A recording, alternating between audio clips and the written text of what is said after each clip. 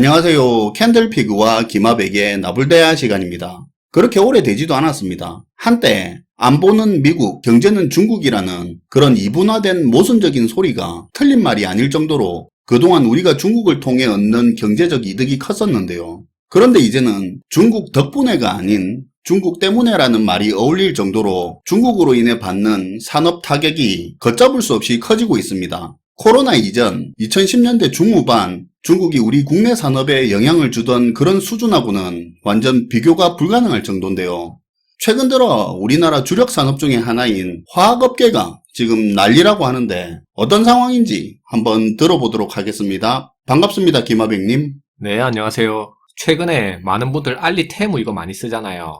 지금 이 알리테무 때문에 전 세계 유통업계가 미국, 유럽 할 것 없이 우리나라도 마찬가지고요. 최근 난리가 났습니다. 선진국뿐만 아니라 심지어 동남아 유통업까지도 지금 충격받고 있다고 알려질 정도죠. 엄청난 마케팅으로 사상 유례 없는 속도로 플랫폼을 잠식해 나가는 데다가 중국이 자국에서 다 소화 못해서 이 쌓인 상품들을 이걸 밀어내는 식으로 지금 전 세계 저가 상품으로 마구 쏟아내게 되니까 지금 다른 나라들이 그 충격을 받고 있다는 건데요. 최근에는 국내 신선식품까지 취급하면서 국내 기업들이나 산업 입장에서 봤을 때 상황이 굉장히 빠르게 심각해지고 있습니다.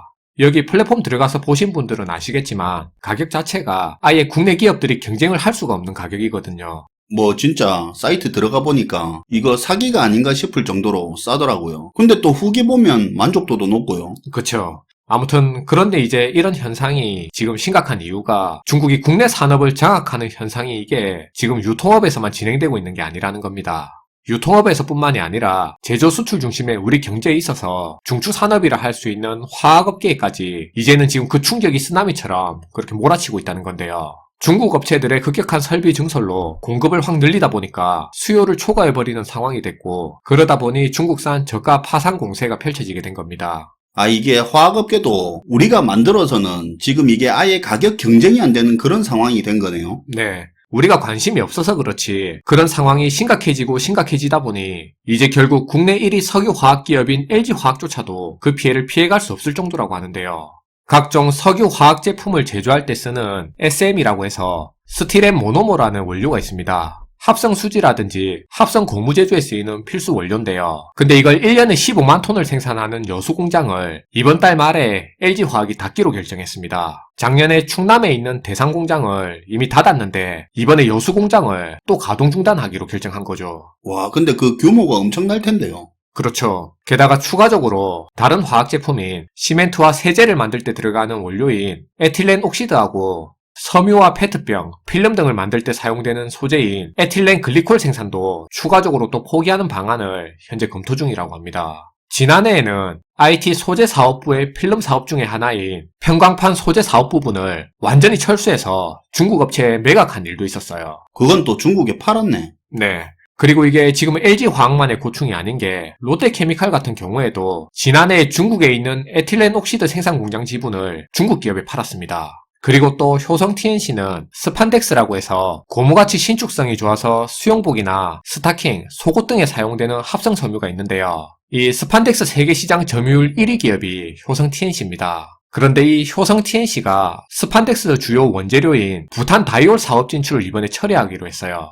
이번 결정과 관련해서 효성 TNC에서는 부탄 다이올 사업 투자를 검토했는데 중국 업체들의 급격한 증설로 공급을 너무 늘리다 보니까 이게 수요를 초과해버려서 자기네들이 자체적으로 생산하는 것보다 차라리 중국에서 사서 쓰는 게 더 유리한 상황이라 투자를 진행하지 않는 걸로 결론 냈다고 했는데요.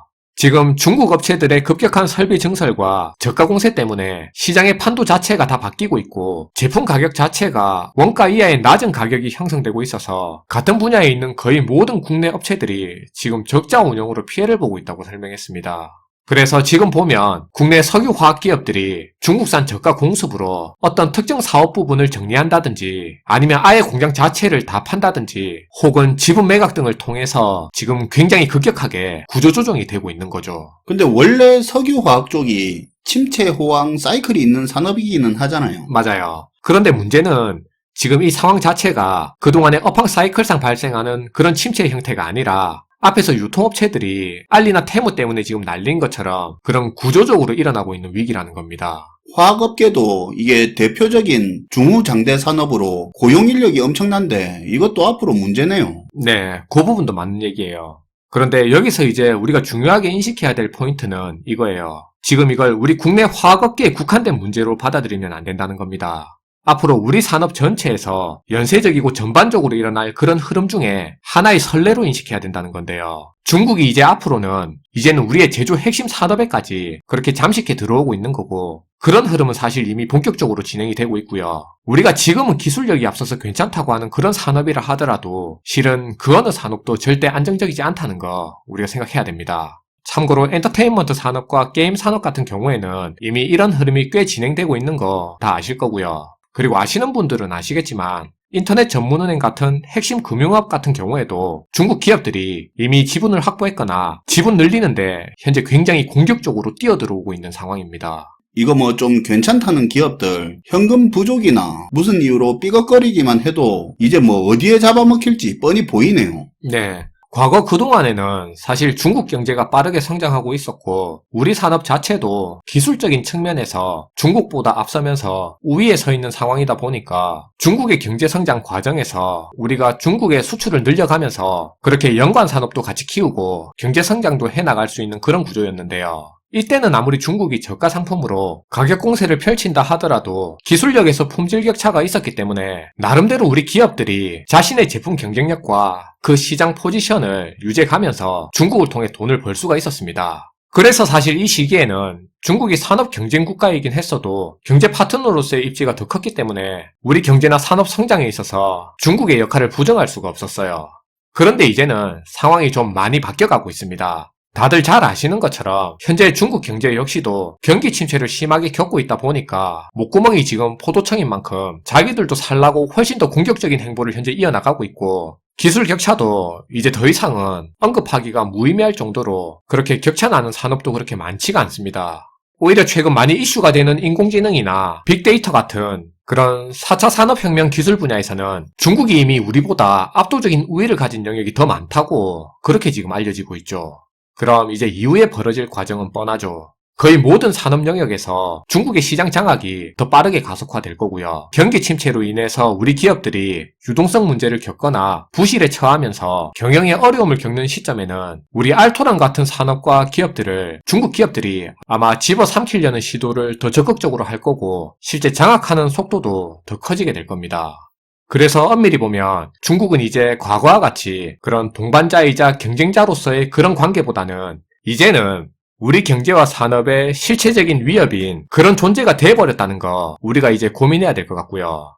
그런데 보면 아직도 많은 사람들이 중국을 10년 전 수준의 그런 중국으로 보고 위기감 없이 무관심하게 보는 경우가 많은 것 같은데요.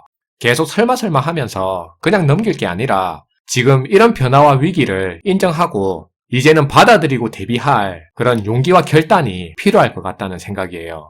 네, 오늘도 잘 들었습니다. 김하백님.